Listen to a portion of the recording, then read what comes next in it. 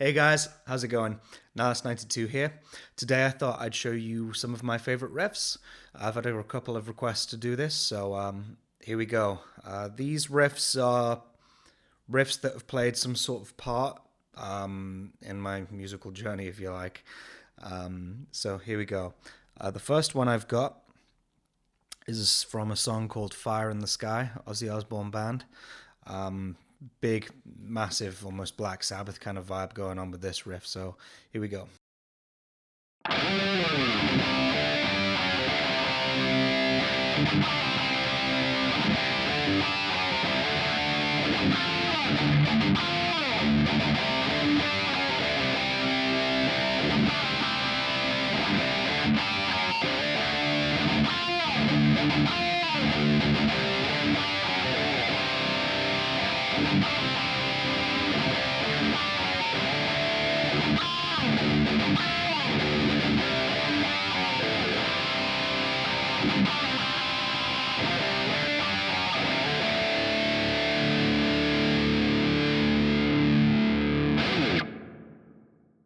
Big, big riff, that one. That whole album, No Rest for the Wicked. It's full of great riffs. Breaking All the Rules is another good one on there. It's got that's probably one of my favorite Zakk Wylde solos as well. Okay, so moving on in the same sort of vein, I've got a song here by Black Sabbath called Into the Void. Yeah, this one speaks for itself. Here we go.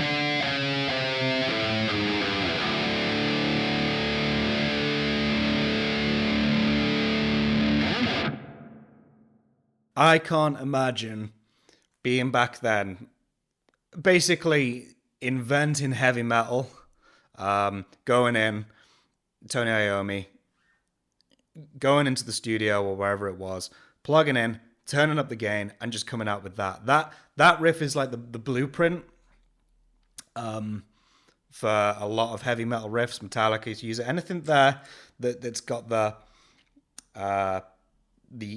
E string droning on over the notes that you're playing on the fifth string, that sort of thing. Yeah, killer, absolutely amazing. No words. By the way, for argument's sake, I'm tuned to D standard today. It's somewhere in the middle for a lot of these songs. I know a lot of these songs, the Master of Reality album, that's all tuned to C sharp, but for the video's sake today, I'm in D standard, and there's a couple of drop C ones later on coming as well. Okay, so the next one, this is a funny one for me, a bit of a blast for the past. It's a song by Evanescence called Tourniquet. Now, my first exposure to heavy music was this band, probably as a kid. I hadn't heard tight metal guitars quite like it. I'd heard some of some rockier stuff, but I hadn't heard guitars with that much gain on it.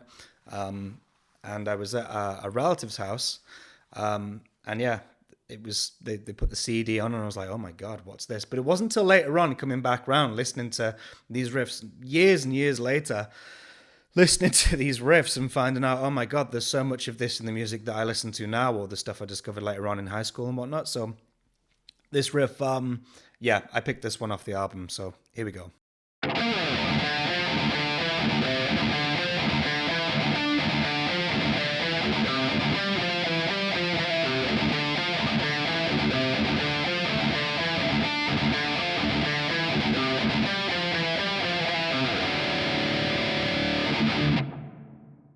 That riff as well, I think it was probably the first sort of like metalcore riff I heard, I guess, that later on discovering bands like Both My Valentine, Avenged, Killswitch Engage. They were all using the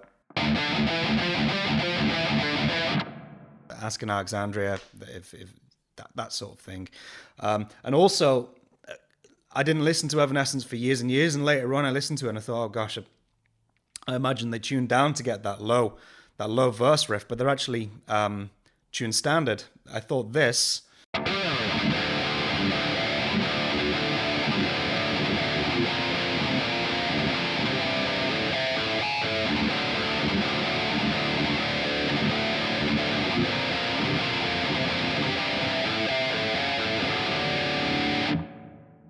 Yeah, I thought that these big chords,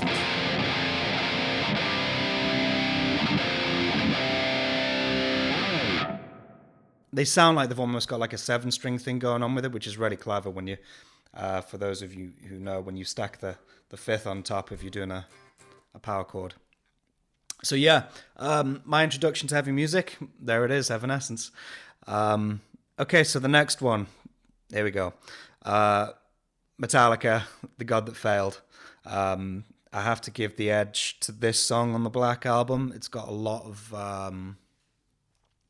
depth to it, I think. And I think the riff that I've chosen, it's got something interesting that happens. And I didn't realize that it happened. I broke it down and did a cover of it on my channel. So here's the riff.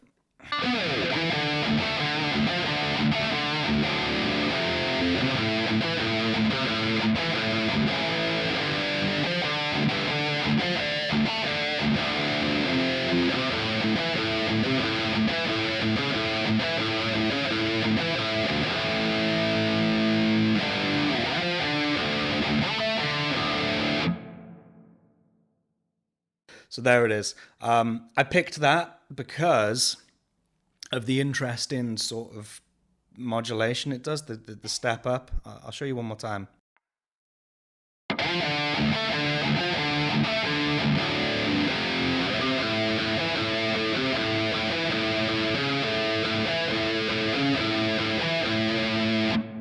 It's that step up there that when I heard it, or when I was breaking it down, I was like, oh my god, how have I not heard that for all these years? But that,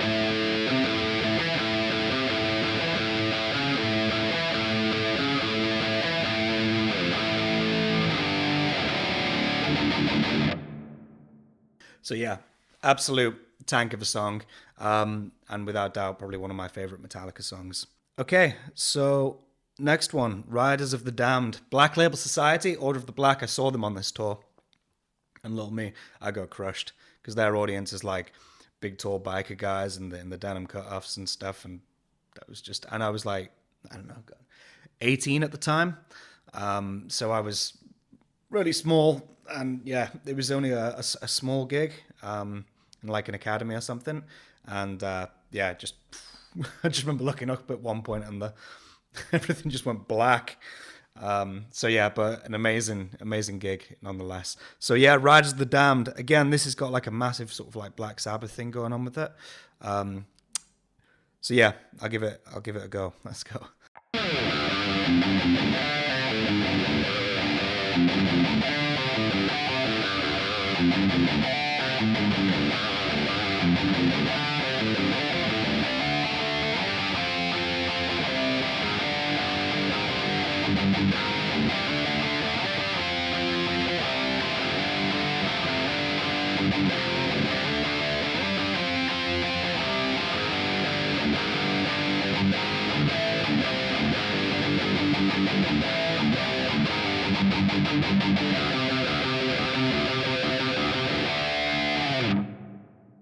So there it is, Riders of the Damned, Black Label Society.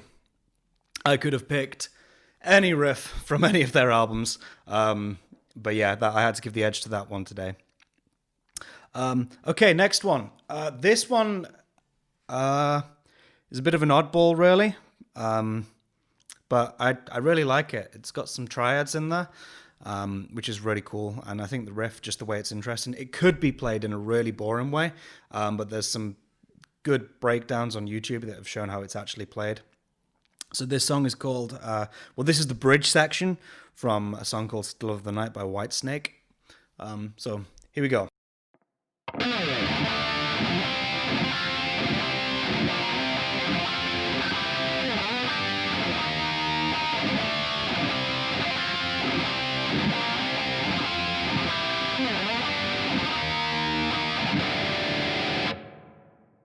Yeah, that's an interesting one for me. That could have just been.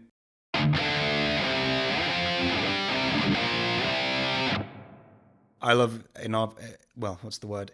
Innovative use of chords. There we go.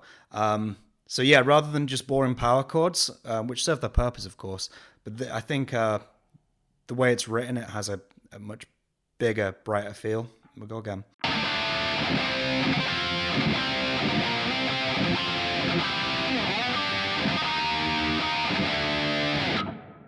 And there it is. I think the interesting part of that for me is definitely the triads that are going on there. Quite unconventional, and don't see a whole lot of it these days. So yeah, really cool. Okay, next one. Oh, okay. About 2 years ago, I got into a band called Behemoth. Polish black metal, death metal band, whatever you want to call them. And they put out what I think is the perfect dark, black, heavy metal album called The Satanist. And the last track on that song, there's actually 2 riffs here, so I guess there's going to be a bit of a bonus riff going on. The main riff, which is, for those of you who haven't heard Behemoth, listen to this.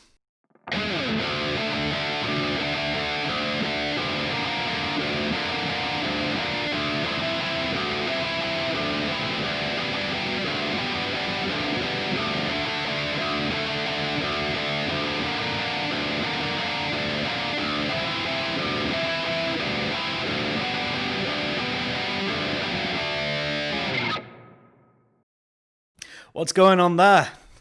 Sounds similar to anything else? Yeah, I think Behemoth have got away with it on that one, sounding like the Zeppelin song. But I think if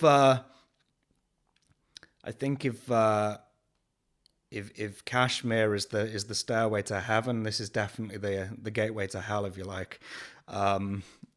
Yeah, it's a very heavy song. I like that one, but the riff is probably one of my favorites. Comes in at the end. The song just sort of stops, and you're waiting for it to either end or go into something else, and it goes into something else, and it's this big sort of dramatic section. And when they do it live, they've got all the pyro going and stuff like that. I saw them this year with Slipknot. It was incredible, but they didn't play this song, unfortunately. But I did see them do it on the live stream that they did about a month ago. So the last riff on that song, it goes something like this.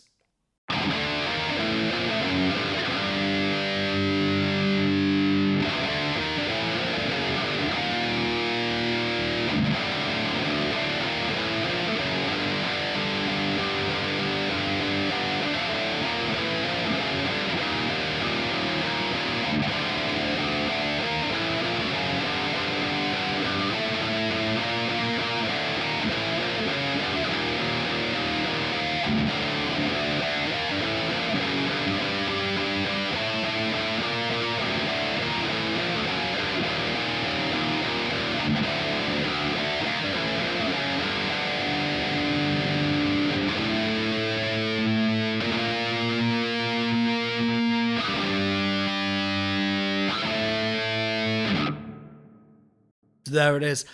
Me just playing it like that probably doesn't do it justice without Nurgle doing his speech thing over the top of it. But yeah, absolutely love that riff. Okay, so the last, I've been in D standard for the entirety of this video so far. I know some of these songs are in different tunings: Into the Void, Black Sabbath, C sharp, A Father, a Satan, O Son, Behemoth, that's in C sharp standard as well. For the sake of the video, I've just stuck in D standard, but there's some drop C stuff coming as well. So the last one I've got in D standard. Okay, so here it is. The song that got me into heavy metal, sad but true, Metallica. I had to include it because people who know me who will have seen this, they'll go, "Oh, you didn't put sad but true on that," and it has to go on. I guess it was like the first real heavy metal music I'd heard, and when I heard it, I didn't have money to get CDs back then, so I badgered my friend in school to give me like the download onto my MP3 player. I was like, please, can I have it? Please. And sure as clockwork, he brought it in, and that song was just on repeat. So we all know the riff. Here it goes.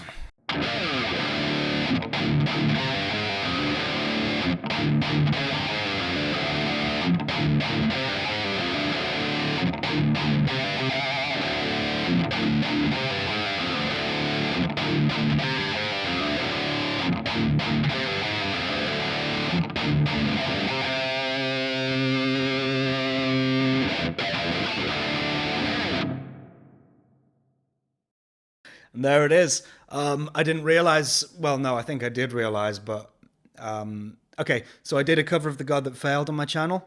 Got a really nice tone using Bias FX. And then I thought, oh, I'll do Sad But True. It's going to be similar, but oh my God, the amount of depth in that song, guitar-wise, trying to match that is trying to quad track everything. Plus, they've got a double drop D guitar where they tune the guitar all the way down to like a further down D that's in there, and trying to match that. It was, yeah, it was cool. So the next song, I'm going to have to tune down. I'm going to be back in 1 minute. So next one, this is actually a drop A guitar, but I'm not going to throw this down in drop A. This is by a band called Axe Wound. This is Matt Tuck from Bullet My Valentine's other band. And to me, Vultures, that album, is the perfect metal album. So here we go. This riff is called Exochrist. And yeah, it speaks for itself.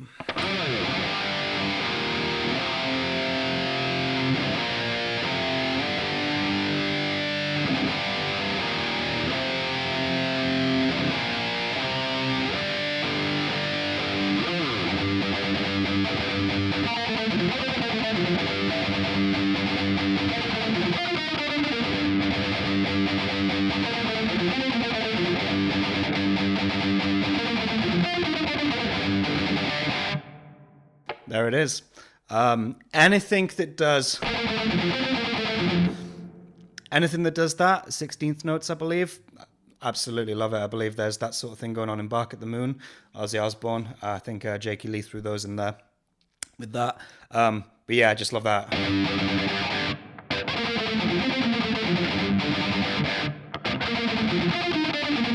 Yeah, absolutely love that. And the chorus, huge.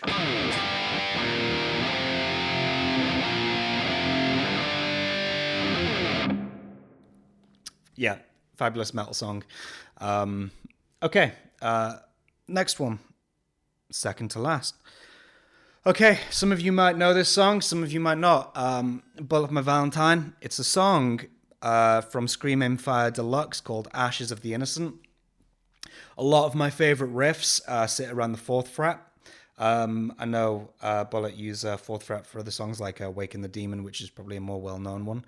But I have to give the edge to this riff because I guess it's, I don't know, more sad? I don't know. Okay, so here it goes.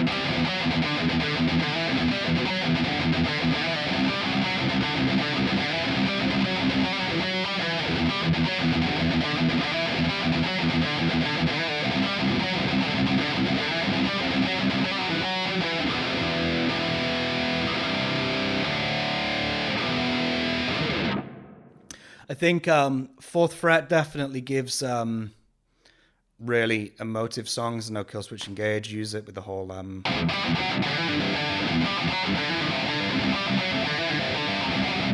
however it goes. But yeah, I absolutely love that riff. All these really sad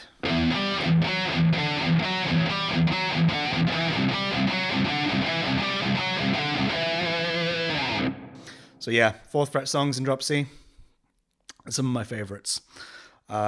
And there's loads more Bullet My Valentine songs that I could have done. If somebody wants a top Bullet My Valentine riffs video, drop a comment down below. If somebody wants a top Metallica riffs video, leave a comment down below because I'll gladly do it. So the last one, okay. Again, some of you might know this song, some of you might not. I really like this one. It's actually not technically a song. It's a deep cut from the Presidio sessions that Metallica did around the Saint Anger era, but it never made the cut. It did come back in a more thrashy form in a song later on, but I much prefer it in this way they wrote it. It's got a lot more groove. So here we go. I think the rumored title, or whether they actually gave it that title, Shadows of the Cross.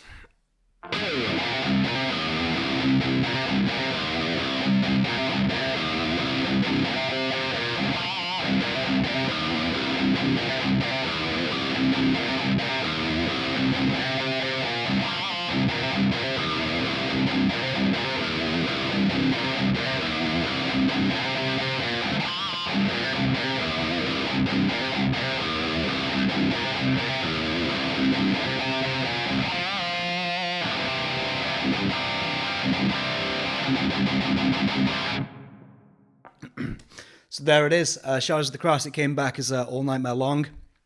I think they tuned that up to a drop D for that one. So yeah, I think that riff's got so much groove and attitude. And again, they've got the that Into the Void, the droning six string over the top.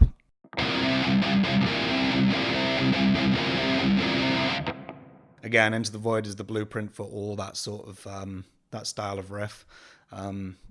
So yeah, I absolutely love it.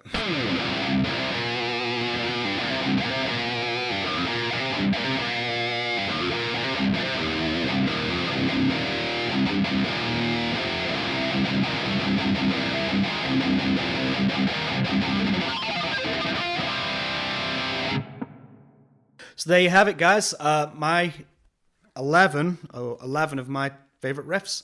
I really hope you enjoyed this video. If you want to see more of them, just leave a comment below, leave a like, and yeah, I hope to do more stuff like this. All your suggestions, well, as a matter of fact, all your comments, likes, support. I had no idea people would really enjoy this sort of stuff. Me dancing around doing doing heavy metal covers. So the fact that you guys have been watching means the absolute world. So thank you so much, and I look forward to seeing you guys in the next one. Cheers.